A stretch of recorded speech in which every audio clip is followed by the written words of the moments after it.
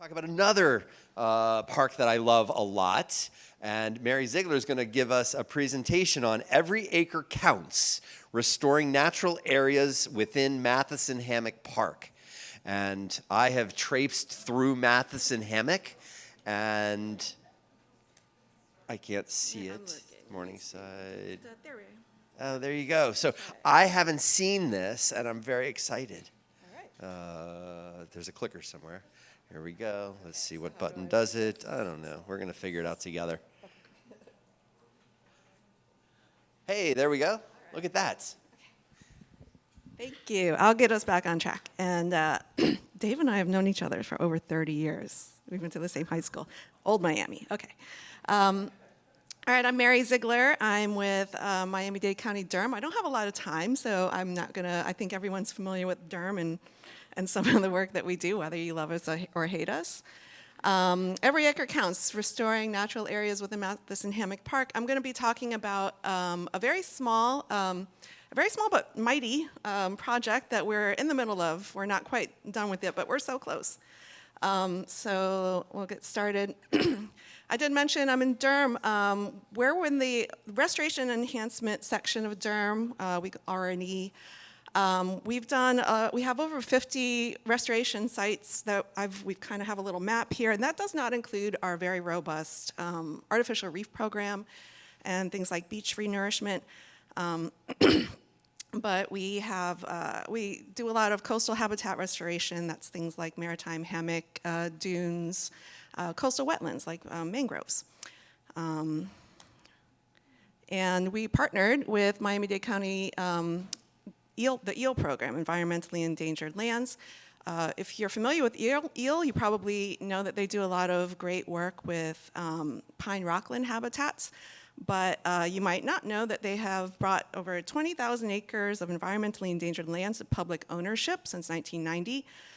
That does not include the 2,800 acres of natural land within Miami-Dade County parks. That's what we're talking about today. That's a very, very small portion of those, only about 6 acres. So the funding for our project was a DEP Resilient Florida grant matched by Miami-Dade County, and this was for a little more than 390 acres across 5 phases. We're talking today about phase 3, as I mentioned, 6 little acres.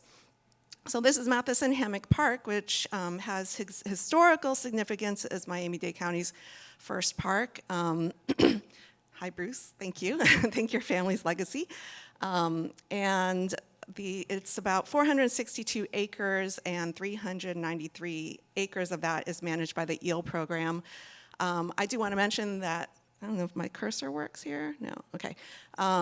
There's another EEL project going on the west side of Old Cutler Road, which is a freshwater restoration that's happening simultaneously with our project. And our project is what we call the finger. You can see it's just that little piece of land jutting out into jurisdictional wetland. So it is mangrove on both sides of that little piece of land. But the land itself, which was historically mangrove, was filled in the 60s and now is over 90% invasive species, things like Australian pine and some of the more exotics that I'll get into. And I should mention that is Fairchild Botanical Tropical Garden, FTB, Fairchild Tropical Botanical Garden, right there, which plays into some of the fun exotics that we found there. So. We saw that the satellite imagery was updated, so this, looking at it, I can say that was last fall because of the giant vegetation piles I can see there. They're not there anymore. But you can see that it's now that what we saw is that looked like tall trees. This is now what it looks like. And the scope of work, I'm going to make it sound very simple because it is, the scope of work itself is very simple. Is to remove the vegetation, which sounds so easy. It's not. There was so much of it. And then scrape it down to wetland elevation and then plant trees. So 3 very simple stages that have taken us months and months. And we did meet some challenges. Some of them you can expect, like heat and mosquitoes. That's pretty much everywhere. Flooding, standing water, we had some days last summer where we couldn't do any work because we couldn't get into the site. We couldn't get any trucks or anything like that into the site. Whenever we had a king tide, for example. I mentioned the 90% plus invasive vegetation coverage. There's a pipeline that goes right through it. Where is it? Nobody knows. It's active. It provides water to Matheson Hammock, the marina, to the marina. So we definitely didn't want to like rip a tree out of the ground on top of that or something, or dig into the ground and hit it. And what I was calling the exotics. I've done habitat restoration work for a pretty long time. A lot of that is dealing with exotics, but I got to meet a few new ones on this project that were escapees from Fairchild, including this one that is shown here, cudjoe wood, or Jackmania macrocarpa. There's a little like needle-like point on the end of it, which was fun. And our crew just called it the pokey plant. I mean, this was a very thick coverage there, and it was like hard to just even walk without getting little needles in your body. A series of pictures here.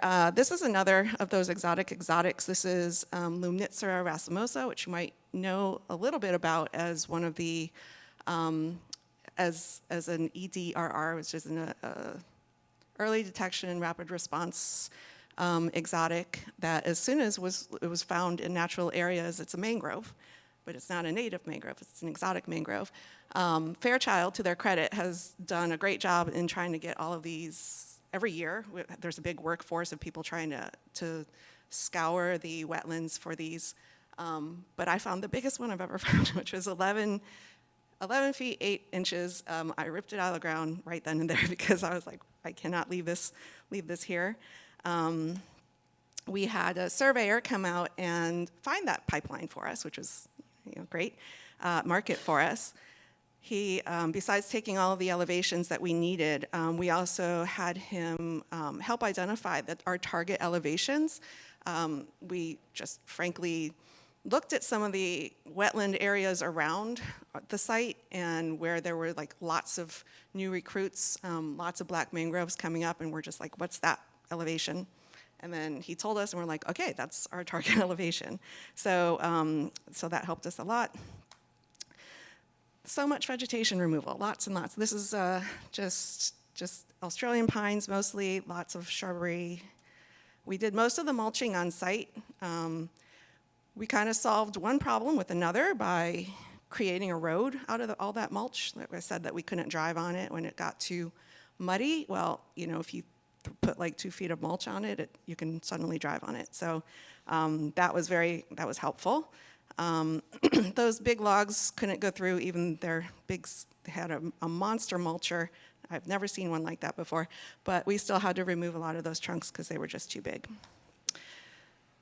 This is a picture of the fill in process of being removed. That's my coworker. He's a tall guy, so that's probably right there is maybe over 4 feet of elevation that had just been kind of scooped down. So many trucks. These are about 22-ton trucks, and just like truck after truck. This is one of our elevation spikes showing our target was 1.1 feet NAVD. And our progress so far. So I'll let the pictures kind of show you, because these are actually 3 photographs taken in the exact same spot facing the same direction. You can kind of identify some of those trees in those other 2. The first one was, I want to say that was last summer before we really started work, and you can see it's like, if you're a plant person, it's all exotics, Washington palm and Australian pine. I mean, actually that might be a strangler fig, that's native, but, and a boat. That was from, I think it was Hurricane Andrew, 1992, that deposited a boat during the storm surge. We have the mulch pile, so that would have been in November.